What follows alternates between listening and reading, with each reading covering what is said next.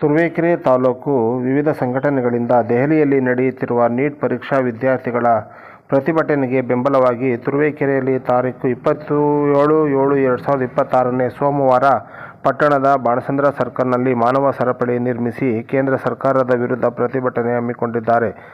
ಕೇಂದ್ರ ಶಿಕ್ಷಣ ಸಚಿವರಾದ ಧರ್ಮೇಂದ್ರ ಪ್ರಧಾನ್ ರವರು ಕೂಡಲೇ ರಾಜೀನಾಮೆ ನೀಡಬೇಕು, ಮರಣ ಹೊಂದಿದ ವಿದ್ಯಾರ್ಥಿಗಳಿಗೆ 1.5 ಕೋಟಿ ರೂಪಾಯಿ ಕುಟುಂಬಕ್ಕೆ ಪರಿಹಾರ ನೀಡಬೇಕು ಎಂದು ಆಗ್ರಹಿಸಿ ಪ್ರತಿಭಟನೆ ಹಮ್ಮಿಕೊಂಡಿದ್ದಾರೆ.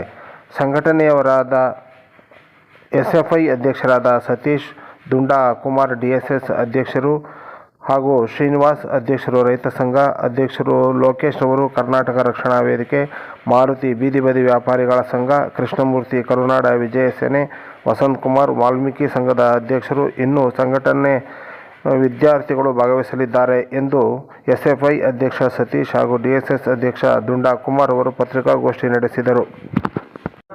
ಪ್ರಾರಂಭ ಮಾಡ್ತಾ ಇದ್ದೀವಿ. ಹೀಗಾಗಿ ತಾಲೂಕಿನ ಎಲ್ಲ ಪ್ರಗತಿಪರರು, ಹೋರಾಟಗಾರರು, ಕನ್ನಡ ಪರ ಸಂಘಟನೆಗಳು ಹಾಗೆ ವಿದ್ಯಾರ್ಥಿಗಳು ಹೆಚ್ಚಿನ ಸಂಖ್ಯೆಯಲ್ಲಿ ಭಾಗವಹಿಸಿ ಈ ಪ್ರತಿಭಟನೆಯನ್ನು ಯಶಸ್ವಿಗೊಳಿಸಬೇಕು. ಏನು ದೆಹಲಿಯ ಜಂತರ್ ಮಂತರ್ನಲ್ಲಿ ಹೋರಾಟ ನಡೀತಿದೆ. ಈ ಹೋರಾಟ ಭಾಳ ಅರ್ಥಪೂರ್ಣವಾದದ್ದು. ಯಾಕೆಂದರೆ ವಿದ್ಯಾರ್ಥಿಗಳನ್ನು ಹತ್ತಿಕ್ಕುವಂಥ ಕೆಲಸ ಮಾಡಿ ಅವ್ರನ್ನ ದೇಶದ್ರೋಹಿಗಳು ಅಂತ ಕರೀತಿದ್ದಾರೆ. ಅಂದರೆ ಏನು ಹಗರಣ ಆಗಿದೆ, ಈ ಹಗರಣದ ಬಗ್ಗೆ ಒಂದು ಪ್ರಶ್ನೆ ಮಾಡಿದ್ರೆ ವಿದ್ಯಾರ್ಥಿಗಳನ್ನೇ ಸಹ ದೇಶದ್ರೋಹಿಗಳು ಅಂತ ಕರೆದ್ರೆ ಇದಕ್ಕೆ ಏನು ಹೇಳಬೇಕು ಅನ್ನೋದೇ ಒಂದು ಗೊತ್ತಾಗ್ತಿಲ್ಲ. ಈಗ ನೀಟ್ ಹಗರಣ ಆದ ಮೇಲೆ ವಿದ್ಯಾರ್ಥಿಗಳು ಭಾಳ ವರ್ಷ ಶ್ರಮಪಟ್ಟಿರ್ತಾರೆ. ಈ ಶ್ರಮಪಟ್ಟಂಥ ಸಂದರ್ಭದಲ್ಲಿ ಅನ್ಯಾಯವಾಗಿರ್ತಕ್ಕಂಥ ವಿದ್ಯಾರ್ಥಿಗಳು 22 ಜನ ಆತ್ಮಹತ್ಯೆಯನ್ನು ಮಾಡ್ಕೊಂಡಿದ್ದಾರೆ. ಈ ಆತ್ಮಹತ್ಯೆಯನ್ನು ಮಾಡ್ಕೊಳ್ಳೋಂಥ ವಿದ್ಯಾರ್ಥಿಗಳಿಗೆ ಅವ್ರ ಕುಟುಂಬಕ್ಕೆ ತಲಾ 1.5 ಕೋಟಿ ಅವರು ಕುಟುಂಬಕ್ಕೆ ನೀಡಬೇಕು. ಹಾಗೆ ಏನು ಧರ್ಮೇಂದ್ರ ಪ್ರಸಾದ್ ಅವರು ರಾಜೀನಾಮೆಯನ್ನು ಕೊಡಬೇಕು. ಹಾಗೆ ಈ ಎಲ್ಲ ಘಟನೆಗಳಿಗೆ ನೇರವಾಗಿ ನರೇಂದ್ರ ಮೋದಿಯವರು ಬಾಯಿ ಮುಚ್ಕೊಂಡು ಕೂತಿದ್ದಾರೆ. ಇದಕ್ಕೆ ಏನು ಅನ್ನೋದನ್ನು ಅವರು ತಿಳಿಸ್ಬೇಕು. ಹಾಗೆಯೇ ಪ್ರತಿಭಟನೆ ವಿದ್ಯಾರ್ಥಿಗಳಿಗೆ ಆಗಿರ್ತಕ್ಕಂಥ ಕೇಸ್ಗಳನ್ನ ವಾಪಸ್ ತಗೋಬೇಕು. ಮತ್ತು ಈ ಎಲ್ಲ ವಿದ್ಯಾರ್ಥಿಗಳ ಮೇಲೆ ಆಗಿರ್ತಕ್ಕಂಥ ಎಲ್ಲ ಹಗರಣಗಳನ್ನ ಏರ್ತಕ್ಕಂಥ ಕಾರಣ ಕೇಂದ್ರ ಸರ್ಕಾರವಿರುತ್ತೆ. ಹಾಗಾಗಿ ಕೇಂದ್ರ ಸರ್ಕಾರದ ವಿರುದ್ಧ ನಾವಿಲ್ಲಿ ಯಾವುದೇ ಪಕ್ಷದ ವಿರುದ್ಧವಾಗಿ ಮಾಡ್ತಾ ಇಲ್ಲ. ಕೇಂದ್ರ ಸರ್ಕಾರ ಇದಕ್ಕೆ ಹೊಣೆ. ಯಾಕೆ ಅಂತಂದರೆ ಒಬ್ಬ ಕೇಂದ್ರದ ಶಿಕ್ಷಣ ಸಚಿವನೇ ಇದಕ್ಕೆ ನೇರ ಹೊಣೆಯಾಗಿರ್ತಾರೆ. ಅದರ ಮೇಲಾಗಿ ಪ್ರಧಾನಮಂತ್ರಿಗಳು ಇದನ್ನು ಹೊಣೆಯನ್ನು ಒತ್ಕೋಬೇಕಾಗುತ್ತೆ. ಹಾಗಾಗಿ ನಾವು ಯಾವ ಪಕ್ಷದ ವಿರುದ್ಧನೂ ಅಲ್ಲ. ಇಲ್ಲಿ ಯಾವುದೇ ಪಕ್ಷ ಅಧಿಕಾರ ಮಾಡ್ತಾ ಇದ್ರೆ ಅವ್ರ ಪಕ್ಷದ ವಿರುದ್ಧನೇ ಮಾಡ್ತಾ ಇದ್ವಿ. ಹಾಗಾಗಿ ವಿದ್ಯಾರ್ಥಿಗಳ ಪರ ನಾವು ನಿಂತ್ಕೊಂಡು ಒಂದು ಹೋರಾಟಕ್ಕೆ ಬೆಂಬಲವನ್ನು ಸೂಚಿಸ್ತಾ ಇದ್ದೀವಿ ಅಂತ ಹೇಳಿ ನಾವು ಈ ತಾಲೂಕಿನ ಎಲ್ಲ ಪ್ರಗತಿಪರರು, ವಿದ್ಯಾರ್ಥಿಗಳು, ರೈತರ ಸಂಘಟನೆಗಳು ಮತ್ತು ಕನ್ನಡ ಪರ ಸಂಘಟನೆಗಳು, ದಲಿತ ಪರ ಸಂಘಟನೆಗಳು ಸೇರಿ ಹೋರಾಟವನ್ನು ಸೋಮವಾರ ದಿನ ನಾವು ಹಮ್ಮಿಕೊಂಡಿದ್ದೀವಿ ಅಂತೇಳಿ ಈ ಪತ್ರಿಕೆ ಹೇಳಿಕೆ ಮುಖಾಂತರ ತಿಳಿಸ್ತೇನೆ. ದೆಹಲಿಯ ಜಂತರ್ ಮಂತರ್ನಲ್ಲಿ ನಡೀತಾ ಇರ್ತಕ್ಕಂಥ ವಿದ್ಯಾರ್ಥಿಗಳ ಹೋರಾಟ ಅವರು ನಮ್ಮ ದೇಶದ ಮಕ್ಕಳೇ, ಅವರು ಬೇರೆ ದೇಶದವರಲ್ಲ. ನೇತೃತ್ವ ಯಾರು ತಗೊಂಡವ್ರೇನೋ ಮುಖ್ಯ ಅಲ್ಲ, ಹೋರಾಟಗಳು ಏನು ನಡೀತಾ ಇದ್ದಾವೇನೋ ಮುಖ್ಯ. ಅಲ್ಲಿ ಆ ಜಾಗದಲ್ಲಿ ಮೊನ್ನೆ ಕಳೆದ ವರ್ಷ ನಡೆದಂಥ ರೈತ ಹೋರಾಟಗಳನ್ನ ಇದೇ ಕೇಂದ್ರ ಸರ್ಕಾರ ಏನಂತೂ ಉಗ್ರಗಾಮಿಗಳು ಹೋರಾಟ ಮಾಡ್ತಾವ್ರೆ, ಅವ್ರಿಗೆ ನೀವು ಬೆಂಬಲ ಕೊಡಬೇಡಿ ಅಂತ ಅಂದ್ಬಿಟ್ಟು 1.5 ವರ್ಷಗಳ ಕಾಲ ಹೋರಾಟ ಮಾಡಿದಾಗ ಇದೇ ಜನಗಳನ್ನ ಕರ್ಕೊಂಡೋಗಿ ಟ್ಯಾಕ್ಟ್ರಿ ಬರ್ದಂಗೆ ಮಳೆ ಹೊಡಿಸಿರು, ರೋಡ್ಗೆ ರಾಡ್ಗಳನ್ನ ಚುಚ್ಚಿರು, ಪಂಚರ್ ಮಾಡಿರು, ಮನೆಗೆ JCB ತಗೊಂಬಂದರು. 650 ಜನ ಸತ್ರು ರೈತರು.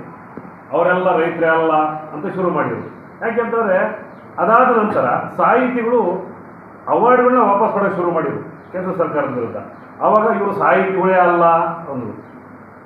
ಈಗ ವಿದ್ಯಾರ್ಥಿಗಳು ನಿಂತಿದ್ದಾರೆ, ಇವರು ವಿದ್ಯಾರ್ಥಿಗಳೇ ಅಲ್ಲ ಅಂತಾರೆ. ಹಂಗೆ ನೀಟ್ ಎಕ್ಸಾಮ್ ಯಾರಿಗೆ ಮಾಡಿದ್ರು ಸ್ವಾಮಿ ನೀವು?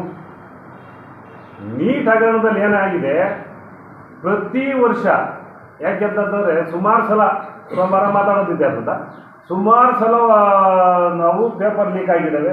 ಅದ್ರ ವಿರುದ್ಧವಾಗಿ ನಡೀತಲೇ ಇತ್ತು. ಭಯ ಏನಪ್ಪ ಅಂದರೆ ಕೇಂದ್ರ ಸರ್ಕಾರದ ವಿರುದ್ಧ ಮಾತಾಡೋಕ್ಕೆ ಭಯ ಪಡ್ತಾರೆ. ಆ ರೀತಿ ಭಯದ ವಾತಾವರಣ ಭಾರತ ಸೃಷ್ಟಿಯಾಗಿದೆ.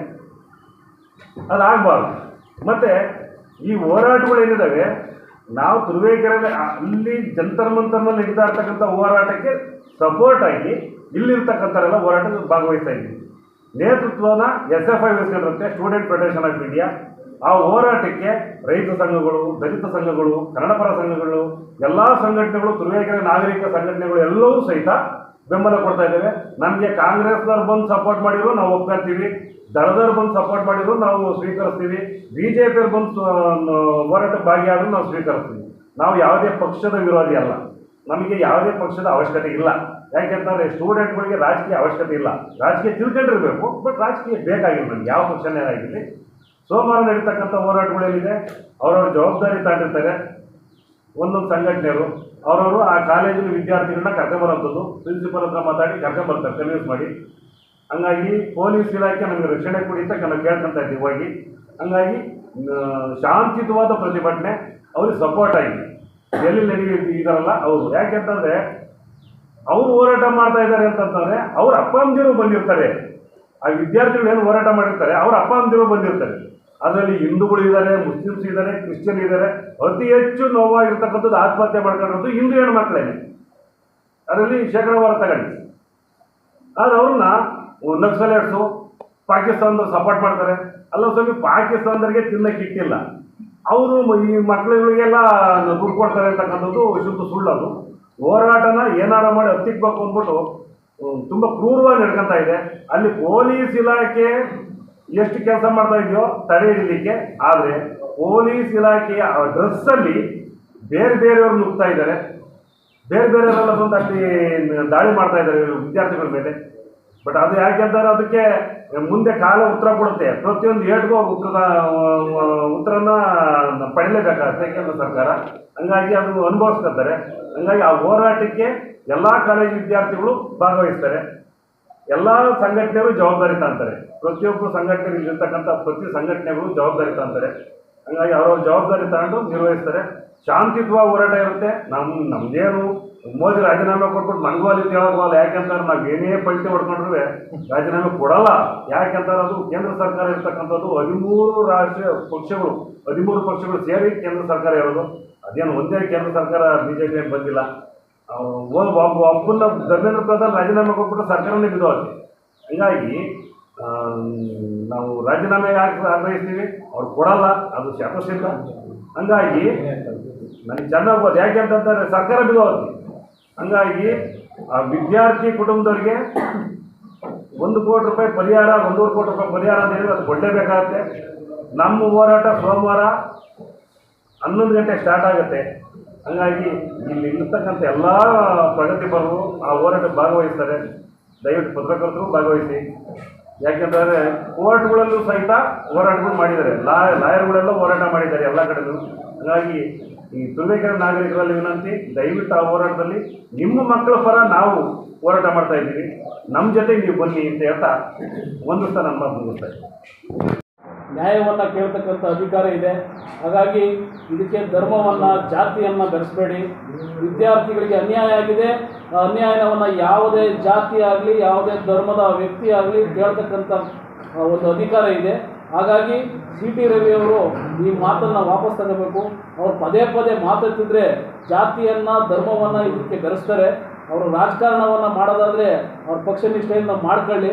ಹಾಗಾಗಿ ನ್ಯಾಯ ಕೇಳ್ತಕ್ಕಂಥ ಯಾವುದೇ ಒಬ್ಬ ವಿದ್ಯಾರ್ಥಿಗಳಿಗೆ ಜಾತಿಯನ್ನು ಮತ್ತು ಧರ್ಮವನ್ನು ಪಟ್ಟಿ ಕಟ್ಟಬಾರ್ದು ಅಂತ ಹೇಳಿ ಈ ಮೂಲಕ ಅವ್ರಿಗೆ ಎಚ್ಚರಿಕೆಯನ್ನು ನೀಡ್ತಾ ಇದ್ದೀನಿ.